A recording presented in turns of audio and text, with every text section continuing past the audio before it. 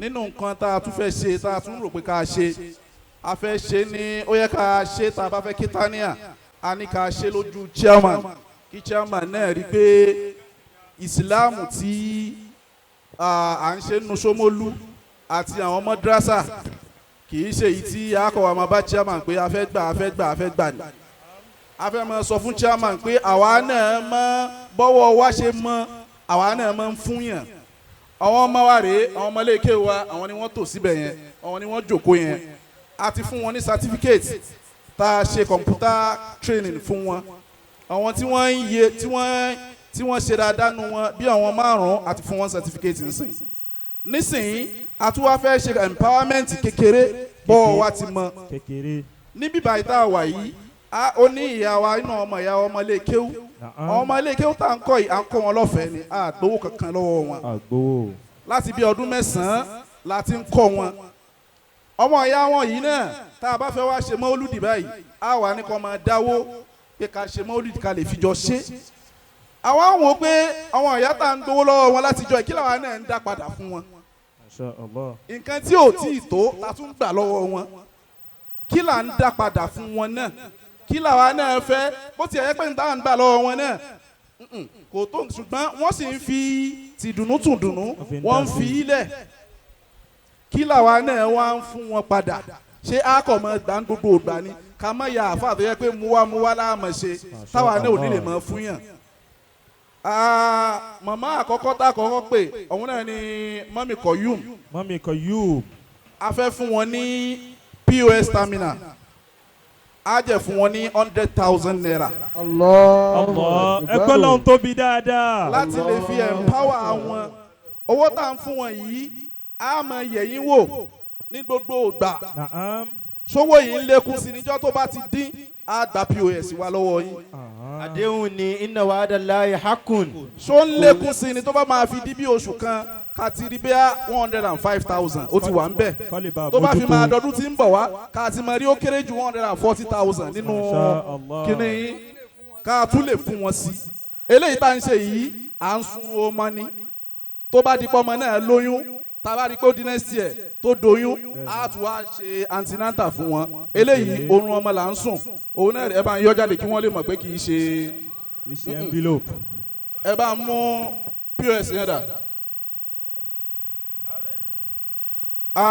Ilé-iṣẹ́ Flutterwaves àwọn ni wọ́n fún wa ní POS yìí wọ́n fún wa ní terminal kan kì í sì ṣe ẹmu bọ́tà kì í sì ṣe terminal títẹ̀ Android terminal ni òun ni wọ́n fún wa. Khadimul Aoliyah 2025 Mealad Rosul. La ilaha illallah. Lábẹ́ bẹ́ẹ̀ ẹ dé fún wọn ẹ yẹ kí wọ́n lọ bá Muhammadu Rasulullah. ẹ yẹ kí wọ́n lọ bá Alhaja wa Rukaya Asubiaro àgbà kí wọ́n bá wa gbé POS terminal kí wọ́n bá wa gbé fún wọn àti 100,000 naira ẹ wọ fìlà yín sórí. Lábẹ́ bẹ́ẹ̀ òbí ọmọlé kéwù míì tá a tún fẹ́ ṣe àwọn tí ń ṣe POS tẹ́lẹ̀ àwọn tí ń ṣe POS. La ilaha illallah. Òbí ẹlẹ́ẹ̀kejì òbí ẹlẹ́ẹ̀kejì àwọn tí ń ṣe POS tẹ́lẹ̀ àwọn fẹ́ fún àwọn ní 50,000 naira sínú támínà wọn pé kí wọ́n máa fi ṣe POS lọ. Umu Alima Ọládipúpọ̀ ìyá Azad ìyá Alima Ọládipúpọ̀ 50,000 naira. Allahu Akbar. àwọn aláàfin ní 50,000 naira. ẹ bá àràfà àjọ ẹ bá ń fún lákàá nọ́mbà yín kó transfer kẹjẹ kọ́ wọ̀nyẹn rí pé 50,000 yẹn wọlé. 50,000 naira fún Umu Alima láti Modrasat Ridwanullahi lábẹ́ àfọwọ́ àgbà Fadilatul Mukkadam Habideen Asubiaro Khadimul Aoliyah.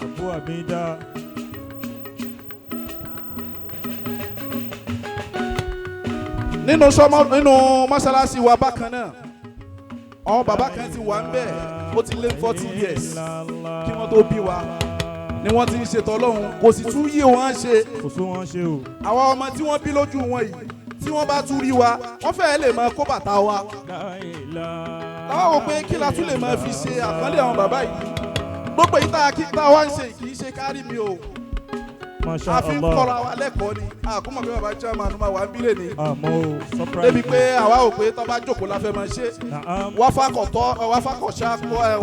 ṣáànù tọ́bakọ̀ ó ṣe déédéé ara wọn ni ẹni àkọ́kọ́ tákọ́kọ́ pè òun náà ni bàbá wa Mr. Rauf Arẹ́gbẹ́ṣọlá. Mr. Rauf Arẹ́gbẹ́ṣọlá olórúkọ gómìnà ṣùgbọ́n kan. a máa ń pè ní bàbá the king.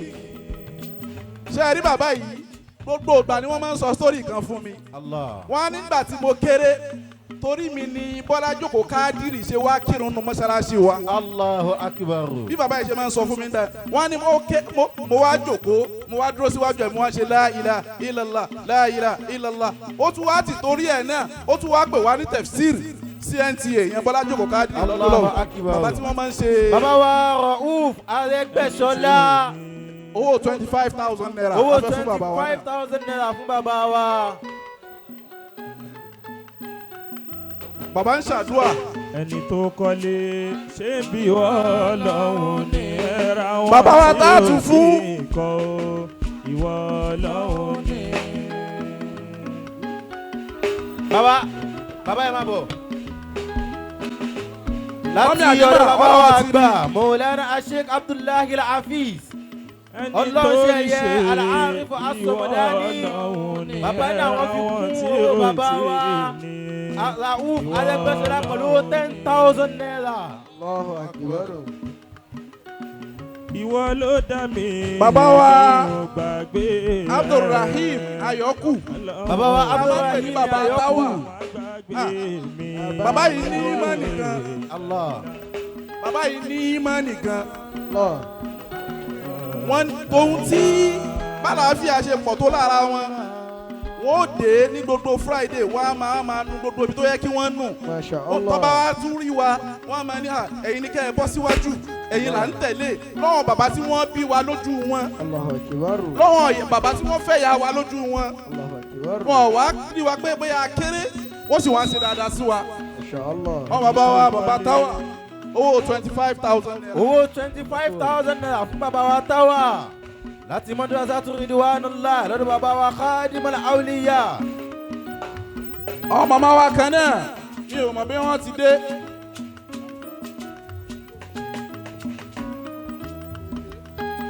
ẹni tó kọ́lé ṣé bí Ọlọ́run ní ẹ̀ra wọn tí ó ti kọ́ o. ó láwọn ìyá wa kan náà tá a fẹ́ fún náà wọn Asalatu àwọn sí bí 25,000 naira owó wọn náà ni ó wà níbí báyìí. ẹni tó rí ṣe bí Ọlọ́run ní ẹ̀ra wọn láti tí ó that street lábẹ́kúta lọ́dọ̀ bàbá wa Da'iratul Arifu As-Samadani lábẹ́ àwọn bàbá wa àgbà Fadilatu Sheikh Abdullahi Al-Hafiz Al-Arifu As-Samadani. bàbá Sheikh Abdullahi Hafiz Àyìndé ọlọ́run ṣe Maulana látọ̀dọ̀ wọn náà láti ìjọ wa látàbẹ́kúta Mrs. Ibrahim mọ́mí Ikram. Mrs. Ibrahim mọ́mí Ikram.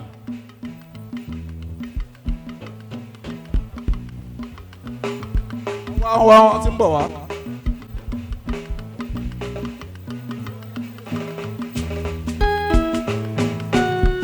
ẹlẹ́ẹ̀kejì tá a fún ẹnì kejì tá a fún lọ́dọ̀ ṣéwù ọkùnrin ni wọ́n. ẹni tá a tún fún láti Abẹ́òkúta ọkùnrin ni wọ́n. wọ́n gbà fún ṣéwù wọ́n ti wà lọ́dọ̀ ṣéwù káwa tó débẹ̀.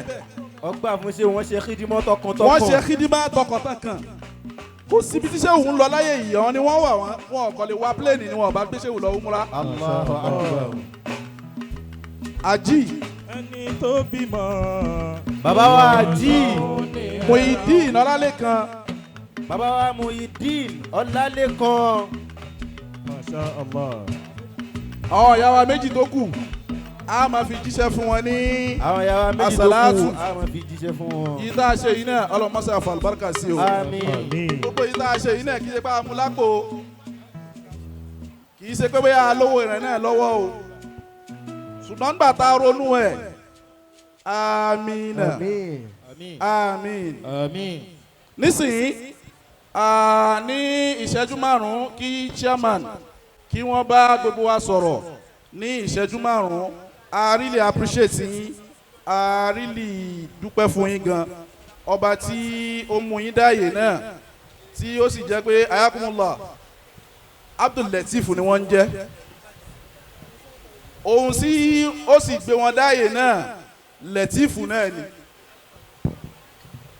wọ́n sì parí iṣẹ́ Latifu náà ibi tí Latifu náà ti wọ̀ wọ́n lára òun náà nínú àwẹ̀. torí pé wọ́n fara dolóhùn ó fara dolẹ̀ fọlọ́hùn gan nínú àwẹ̀. tó bá kí zuru tán àtàsírì níjọ́ tí wọ́n mọ̀ pé kíni yóò kàn wọ́n wàá sùn sí mọ́ṣáláṣí lọ́dọ̀ wa ń bí tí wọ́n máa ń kírun gbogbo ìgbà nínú àwẹ̀ tó lọ yìí ni o tí wọ́n ò mọ̀ pé chairman yóò kàn wọ́n kì í zuru wọ́n kì í asiri wọ́n sì dùbúlẹ̀ wọ́n sùn bẹ́ẹ̀ náà ni vice wọn náà Táíwò ọjọ́ mu nǹkan kan táwọn náà ṣe nínú àwẹ̀ ló gbọ́ wọn náà débẹ̀ nínú àwẹ̀ wọn náà dé ìfitọ́rù wá sí mọ́ṣáláṣí ń bì wọ́n wá ń sọ pé látọ̀dọ̀ st làwọn ti gbé wá wọ́n wá hà fúnra wọn mo wá ń wò wọ́n jọ́ náà mo wá ń fi ọkàn ṣàdúrà fún wọn. alhamdulillah. ọlọ́run wá jẹ́ pé àdúrà náà méjèèjì ó gbà nínú mọ́ṣáláṣí wa láàyè yìí. alhamdulillah. a sì tí ìwà bá yín pé chairman afẹ́ wá kí yín láti mọ́ṣáláṣí ẹ wo bọ́lọ́run tí ń ṣe ọ̀rọ̀ rẹ̀. Allahu akbar. ọlọ́run kàn ṣe à ń ṣe program kódà bóyá ẹ mọ̀ pé à ń ṣe program gan bí lónìí ẹ kò wá ní wíwá pé ẹ wá bí iṣẹ́ ẹ fẹ́ wá ṣe meeting ọlọ́run sì ní kí ó ṣe déédéé ìgbà tí yá máa bẹ́ ń bí ọlọ́run o ìyí tẹ́ ẹ wá yìí ọlọ́run mọ̀ ṣe ní ọ̀kan tó kù fún yín ọlọ́run la ilaha illallah muhammadu rasulullah sallallahu alaihi wasallam.